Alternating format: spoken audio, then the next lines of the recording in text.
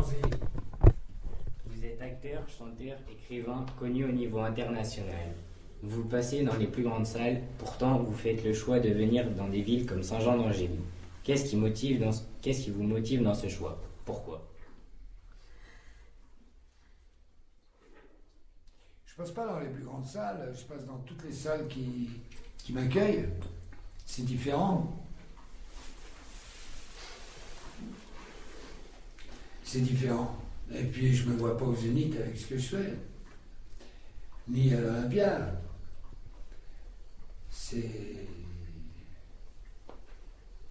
Je me vois très bien là où je suis, quoi.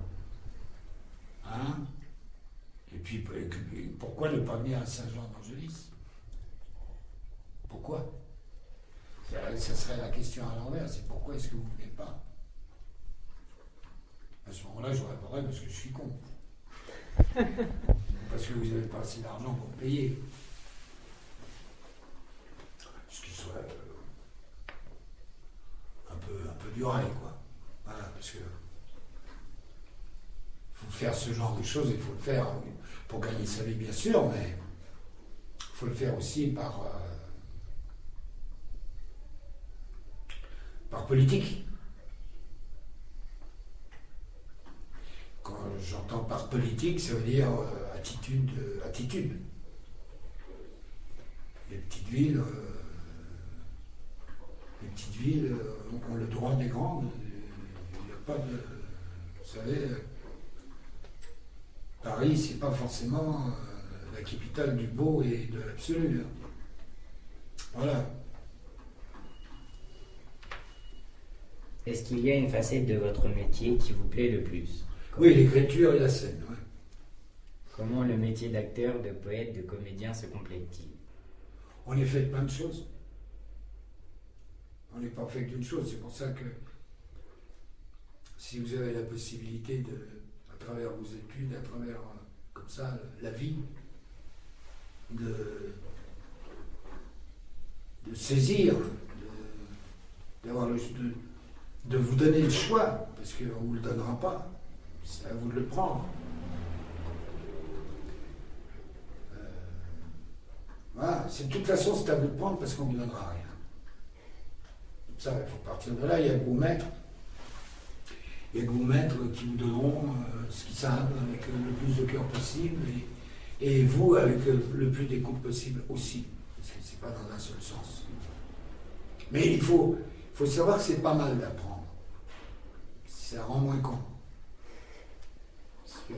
Non, mais quand je dis con, même, c'est fraternel, c'est tendre, c'est pas... tous les problèmes de la société sont aussi faits pour beaucoup parce que les gens ne savent pas. Et quand tu ne sais pas, tu peux pas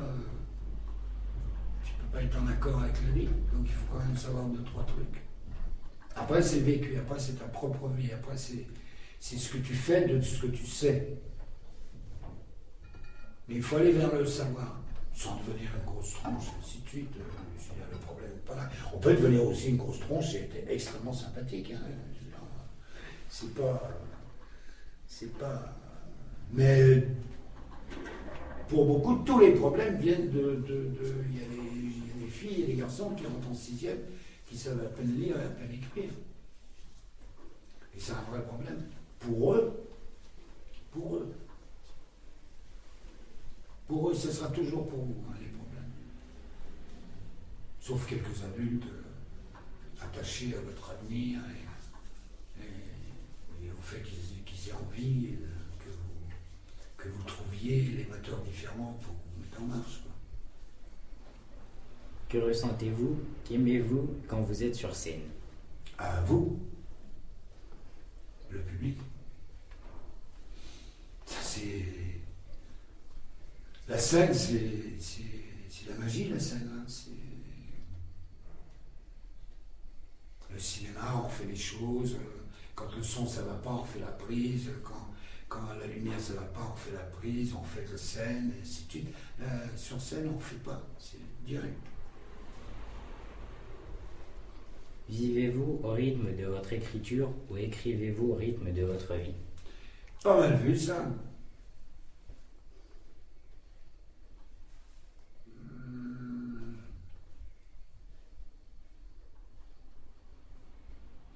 il dépendra.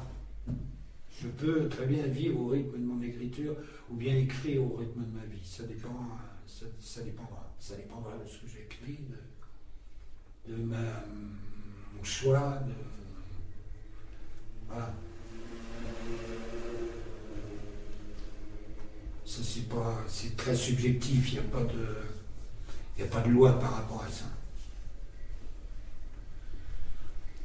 Dans une interview, vous parlez de la matière du livre comme d'une braise, comme d'une matière à faire et à refaire. Est-il si difficile d'écrire ?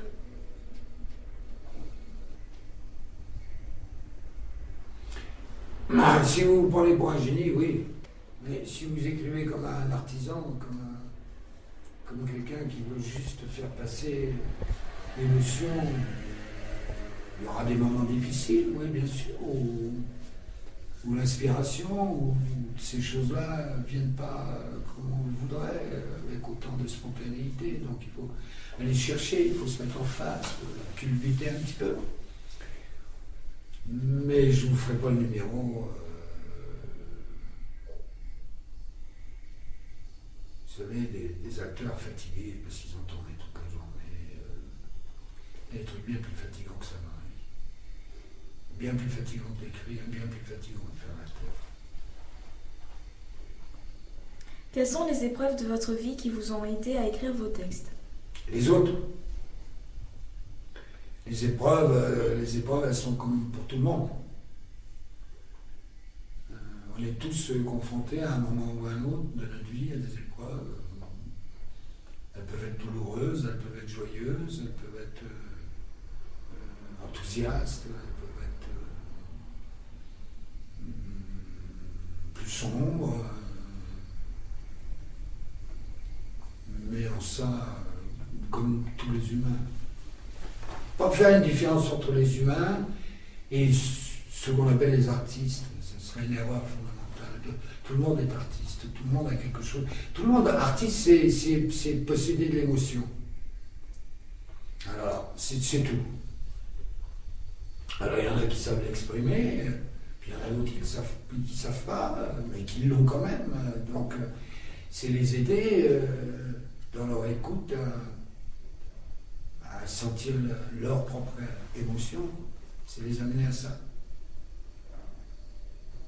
Nous avons entendu lors de l'interview sur France Info du 17 septembre dernier que vous improvisiez à chaque spectacle. Pourquoi ? Parce que j'aime pas les choses. Je suis fait de l'art brut, moi. Je suis pas de la syntaxe, comme je dis. Je suis de la syncope. Donc ça veut dire par là que je suis plus musicien que autre chose en fin de compte. Ça veut dire reformulez-moi la question. Nous avons entendu lors de l'interview sur France Info du 17 septembre dernier que vous improvisiez à chaque spectacle. Oui, comme les musiciens. Oui. De ne pas prendre l'habitude, de ne pas prendre ce qu'on pourrait penser de bonnes habitudes et en fin de compte qui ne sont que de mauvaises habitudes. Ça veut dire se dire, tiens, hier soir, j'ai fait ça comme ça, c'était bien, je vais le refaire comme ça ce soir. Non, reprendre des risques, il faut prendre des risques quand on est sur scène. Il faut culbuter l'ordonnance des choses. Un artiste comme... c'est pas fait pour aller dans le sens du vent. C'est fait pour aller contre le vent. Ça veut dire le vent, c'est une métaphore, hein, c'est la mode, c'est tout ça, quoi. Donc c'est fait pour aller contre. Nous avons constaté que sur scène, vous êtes seul avec votre texte pour tout décor. Pourquoi ce choix ? Pourquoi pas ? Pourquoi pas ? J'ai été nombreux aussi sur scène. Je l'ai vécu, donc maintenant je vis seul. Ma fille aînée n'aime pas beaucoup ça, être seule sur scène non plus, parce qu'elle aime beaucoup la troupe, les compagnons, les compagnes, les costumiers, les gens qui participent à un spectacle. Elle aime beaucoup vivre au milieu de ça. Moi aussi d'ailleurs. Mais là, pour l'instant, c'est comme ça. À travers votre spectacle plutôt intime, quel message aimeriez-vous faire passer à la jeunesse ? Faire. Il faut faire. Il faut pas croire ceux qui vous disent que vous n'êtes pas capable de le faire. Il ne faut absolument pas croire ces gens-là. Absolument pas. Il ne faut croire que ceux qui vous disent vous pouvez. Ça c'est là. Il n'y a rien au-dessus de ça. Sans ça, il y a plein de gens qui n'auraient jamais rien fait s'ils avaient écouté ceux qui leur disaient tu vas pas savoir faire ça, tu vas pas. Après, on s'améliore, mais faire, acter, en fin de compte, ce qu'on appelle acter, quoi. Acter. Alors, ça peut être jardinier, ça peut être mécanicien, ça peut être maçon, ça peut être horloger, ça peut être cordonnier, ça peut être... Tout ça, c'est un métier, je ne vous parle que d'artiste. Ça peut être... Oui, on est tous... ça peut être professeur. Professeur, c'est vous sculpter pour vous permettre d'avoir le maximum pour vous envoler dans la vie. C'est aussi un métier d'artiste. Tout le monde est. Même l'ivrogne du coin qui tombe de son vélo, si vous l'écoutez, quand il braille un peu, il dira des choses magnifiques à un moment ou à un autre. Sur la vie, sur les choses. Tout le monde possède une âme, un cœur, une mémoire, des souvenirs, des bonheurs. Tout le monde. Il ne faut pas écouter ceux qui vous disent que vous n'êtes pas capable. Ça, c'est interdit. C'est interdit.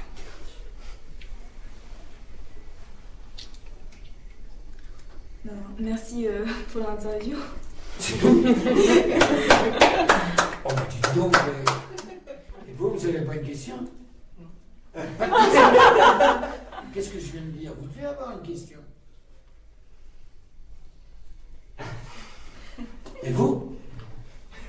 Et vous? Non. Pas de question? Non. Et vous? Non. Oui, ils ont travaillé ensemble. Oui, d'accord, mais au hasard des questions, quand ils les entendent, et ainsi de suite, formulées, ils peuvent rebondir, retrouver d'autres... À un moment, j'avais entendu parler d'une question que moi je trouvais émouvante, c'était autour de votre âge. Est-ce que vous l'avez pas maintenue, celle-ci? C'est une question que tu pourrais poser, je trouve que c'est beau, quoi. C'était quoi? Non, je me souviens plus. La question c'était que tu t'es rendu compte que vous aviez presque 70 ans, et quand elle vous a vu sur Internet, elle a dit « Ah mais qu'est-ce qui fait jeune ?» Elle s'est demandé comment ça se faisait qu'entre l'âge et... Alors, Quand on fait, on vieillit moins vite. Quand on est passionné aussi. Oui, c'est ceux qui branlent rien qui vieillissent très vite. Je veux dire, sauf évidemment des métiers très durs où tu montes des murs par moins 10 et ainsi de suite. Ça, c'est sûr que tu en prends plein le corps et que la retraite, tu la mérites amplement, quoi, hein, vraiment. Mais sans ça, non. L'âge, c'est l'âme, voilà. C'est ce que t'es. Il n'y a pas d'âge pour bien faire. Il y a déjà tellement de choses qui nous échappent avec l'âge que si on ne regarde pas ce qu'on peut encore faire, autant aller, je sais pas moi, je sais pas. Allez, vous allez en trouver une autre, je suis sûr. Il y en avait, vous en aviez un peu jeté, j'en ai vu d'autres passer. Celle-ci, elle m'avait marqué parce que du coup, vous êtes très jeune. Par exemple, qu'est-ce que vous voulez faire dans la vie? À quoi vous pensez? Architecte, designer. Bon, parlons-en. Ben oui. Vous connaissez des grands architectes? J'ai vu certaines œuvres, mais... Ouais, bien sûr. Non, pas en particulier. Vous avez vu les projets d'architecture pour le Nouveau Paris, pour tout ça? Vous allez regarder? Certains. Ouais. Ça vous dit quelque chose? Quelques images, mais ça fait un peu longtemps. Architecte, vous voulez construire des habitations pour beaucoup d'humains ou des habitations personnelles ou des ponts ou des... Dans général pour les grands bâtiments. Pour les grands bâtiments, les rendre un peu plus humains. Non? Si, plus artistique. Ouais, donc un peu plus humain peut-être. Ouais. Et vous savez qu'il y a beaucoup d'années d'études? Oui. J'aimerais avoir le doctorat, 11 années d'études. Patate. De toute façon, on aura besoin. Ça se passera peut-être pas dans 11 ans, ça sera peut-être pas exactement. Ça se passera peut-être pas comme ça. On vous demandera peut-être.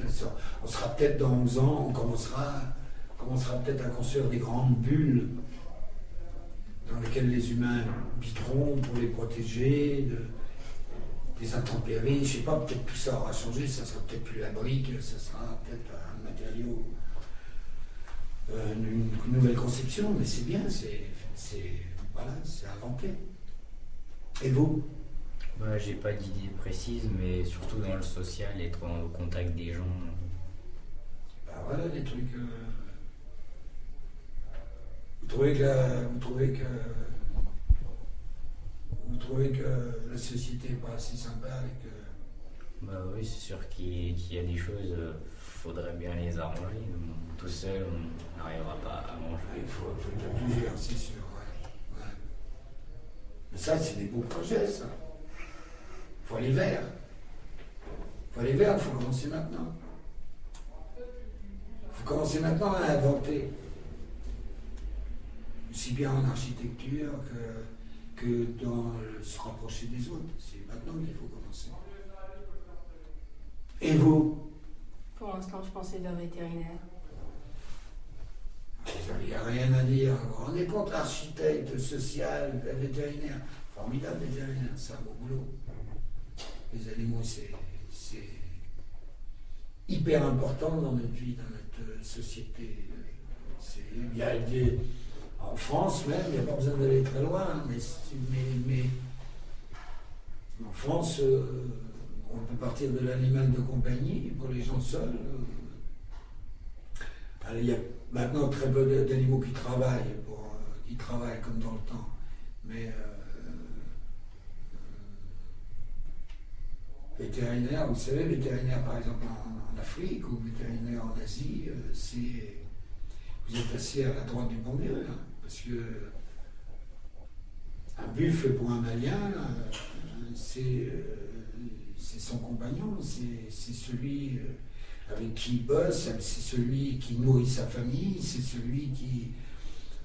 C'est l'animal le plus important. Et il lutte en même temps que lui, pour vivre, pour survivre. Donc les vétos... et puis pour conserver alors la grande histoire animale, du règne animal, quoi, ça c'est vraiment important aussi, pour empêcher les massacres, pour permettre peut-être que tous ces animaux qui peuplent notre imaginaire continuent à exister, parce qu'ils sont atteints par des maladies. Comme beaucoup de femmes et beaucoup d'hommes dans le monde, on va les voir et puis on leur file nos maladies, et nos maladies, même un simple rhume, les tue, alors qu'ils résistent à bien d'autres maladies qui nous tueraient et qui seraient bien plus graves. Donc c'est un beau boulot, quoi, c'est un beau taf, c'est pas n'importe quoi. Puis on peut partir de l'animal domestique, quoi. Je veux dire, pas le chat pour une vieille dame, c'est pour une dame toute seule. Le chien, c'est vraiment super, quoi. C'est un compagnon, faut leur soigner, quoi. Il faut leur permettre de vivre leurs années avec leurs compagnons. C'est un boulot magnifique. Et vous? Statisticien. Oh putain. Ça, c'est un domaine que je ne connais pas bien, là. Je veux dire, mais c'est le domaine, c'est devant, hein. C'est ouvert, ça. Beaucoup de boulot aussi, hein. Les vétos aussi, tous les boulots là, c'est beaucoup de boulot, beaucoup de pugnacité, quoi. Il faut y aller. Et vous? Merci. Mais il n'y a pas 2-3 trucs, il n'y a pas des hésitations sur 2-3 trucs. Restauration. Cuistot? L'école de cuisine? Ouais. Ouais, j'ai un petit pote à ma fille, de ma deuxième fille, qui vient de passer son truc, qui est chef maintenant, qui a fait des années d'études à l'école hôtelière. C'est des bons boulots, c'est des très beaux boulots. C'est des vrais boulots. Et vous, mademoiselle? La sage-femme. Alors, j'ai tout là. Avec vous qui ne saviez pas quoi, maintenant je peux carrément créer un monde. Et toi? Moi, je voudrais être sous-officier dans les commandos de l'armée. J'ai l'armée, j'ai la mise la naissance, j'ai la cuisine, j'ai les statistiques, j'ai les maisons, j'ai la protection des plus humbles, j'ai le règne animal. Et vous? Dans le social aussi. Vous aussi? Ah, bah, putain, on peut construire une île. Alors oui, officier parachutisme. Oui. Et alors, qu'est-ce qui a motivé ce truc-là? J'aime beaucoup le sport, la discipline et l'esprit d'équipe là-bas. Ça me paraît des bonnes raisons. Et je peux vous dire un truc, c'est qu'un jour j'ai fait la voix de Cameron. Cameron, c'est l'emblème de la Légion étrangère. Et il revenait à Nîmes, il revenait de la première guerre du Golfe. Et le colonel m'a dit comment ça se fait qu'un mec comme vous vienne faire la voix de la Légion? Et je ne sais pas qui m'a dicté cette parole. J'ai dit c'est parce que vous y allez avant nos fils. Et c'est vrai que avant,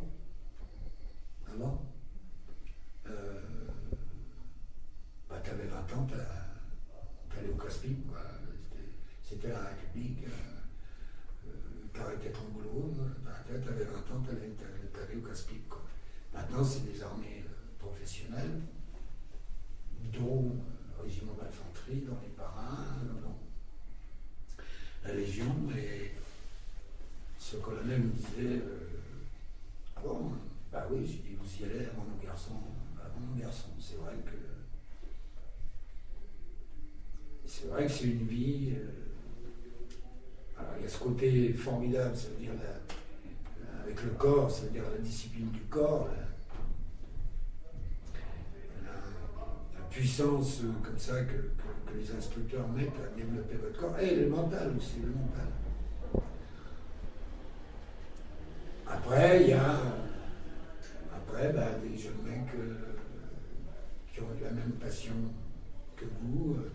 Ils sont en Afghanistan, ils sont dans le désert d'artillerie, ils sont là maintenant, ils ont 22, 23 ans, et ma foi, ils ne sont pas aussi, comment dire, il faut savoir à quoi ça mène, ça. Ça mène pas, ça mène à la défense de certaines choses. Mais pour défendre certaines choses, c'est vrai que faut en oublier d'autres. Alors, mais il y a de très très bons soldats, très humains et très... Malheureusement, c'est ceux-là qui reviennent souvent un peu, comment dire, un peu blessés par la lucidité. Parce qu'ils se rendent compte qu'on leur a demandé des choses avec des peuples qui, ma foi... Mais sur le plan mental, physique, sur le plan de... Vous avez un père, une mère? Qui est à l'armée, non? Non, mais vous avez des parents? Oui. Vous entendez bien, vos parents? Oui. Ça va. Ça va. Ouh, ça va, ouais, ça va, quoi, hein? On va le dire vite. Qu'est-ce qu'il dit votre père quand vous lui dites que vous voulez faire ça? Bah, il dit qu'il faudrait que je travaille beaucoup. Ça, c'est un bon point. Ouais. C'est vrai il est d'accord pour que je fasse tous les métiers que je veux, tant que ça me plaît. Ah, bah, c'est déjà une bonne définition, ça. Mais il ne faut pas faire l'armée pour échapper à autre chose. N'est-ce pas? Tu vois, je suis un vieux singe. Hein. Je